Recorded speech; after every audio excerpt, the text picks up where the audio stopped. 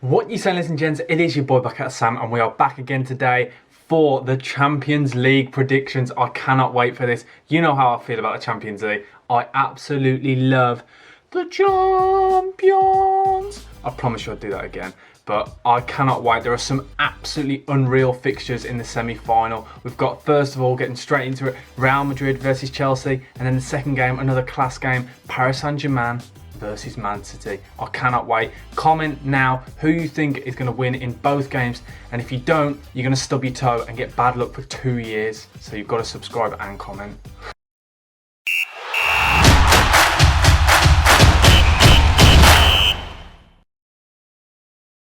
So our first game is Tuesday night, tomorrow night. It is where Real Madrid host Chelsea, Tommy Tuchel's side. We're going into this game pretty confident because Real Madrid haven't looked great in recent weeks. They've got 3 0-0 draws in the last 4 games in all competitions, which is not like a normal Real Madrid side.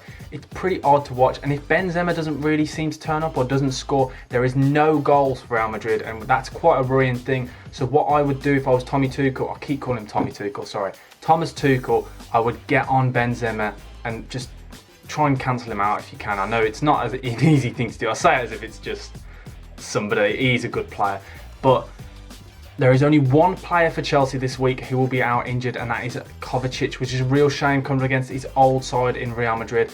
And those are the kind of players you really want in these games, the big player games like himself.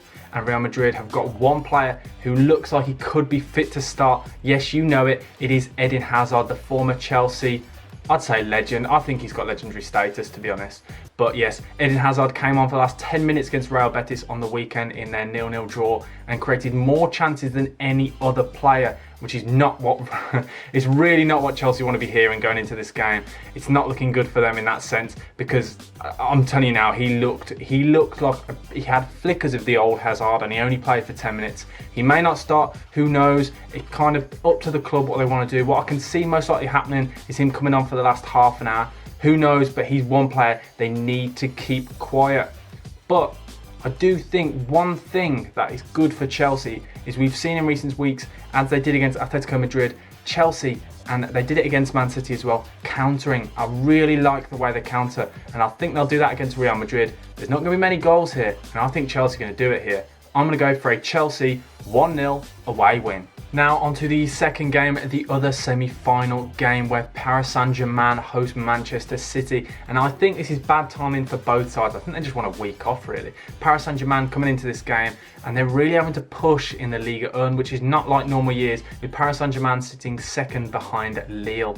Absolutely mental. And one big worry for Paris Saint-Germain going into this game is Mbappe could be a doubt. I think the fact that they're being a bit quiet on this, I do think he'll be fit, but Mbappe went off injured after scoring 2 goals in their 3-1 win against Metz with a thigh injury. Something to look at, who knows. But my one worry for Man City going into this game, yes, they came off the back of a huge win in the Carabao Cup after dominating Ryan Mason's Tottenham in the final and winning that Carabao Cup, because it is their trophy, let's be honest, is them passing out from the back. We saw with the Paris Saint-Germain side, that front three of Neymar, Mbappe and Di Maria, we know for a fact it's probably the best strike force in all of Europe. But we saw against Bayern Munich, their press and their countering.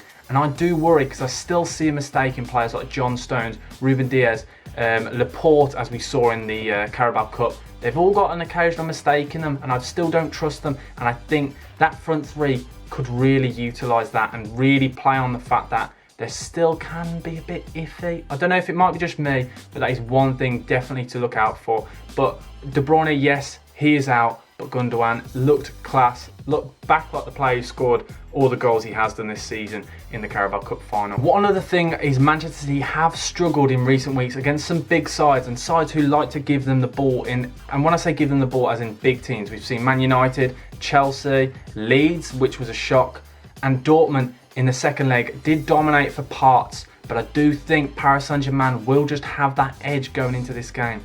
And without a striker for Man City, I just don't know. I'm not confident with Pep Guardiola's men. And Man City don't really get this far in the competition that often, so I'm not too confident for Pep Guardiola's men. And I do think Paris Saint-Germain will just about edge this one. There's always going to be goals because both sides do create a lot of chances. So I'm going to go for a Paris Saint-Germain 2-1 home win. Absolutely huge thank you for watching, guys. Please like, comment and subscribe because there are only 2 games, so please comment your predictions. And let me just say, they are so hard to predict, these kind of fixtures, because let's just see who the big game players are, because some players will really turn up and you may not expect it, and a lot of players will go hiding. So comment your predictions, like, comment, subscribe, do everything, show me some love, and yeah, let's just wait and see.